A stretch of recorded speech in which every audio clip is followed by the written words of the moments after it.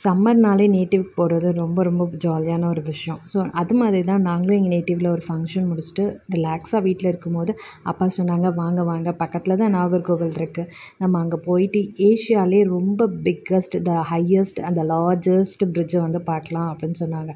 சரி நாங்களும் ரொம்ப ஹாப்பியாக வந்து கிளம்பிட்டோம். ஃபர்ஸ்ட் டைம் போகிறதுனால நிறைய வீடியோ பார்க்கும்போது கொஞ்சம் ஹைப் இருந்தது. அண்ட் ரொம்ப ஹைட்டாக இருக்குது, பயமாக இருக்கும் அப்படிலாம் சொன்னாங்க. ஸோ அந்த மாதிரி தான் இருக்கா அப்படின்னு சொல்லிட்டு நாங்களும் எங்கள் ஃபேமிலியோட ஜாலியாக கிளம்புனோம்.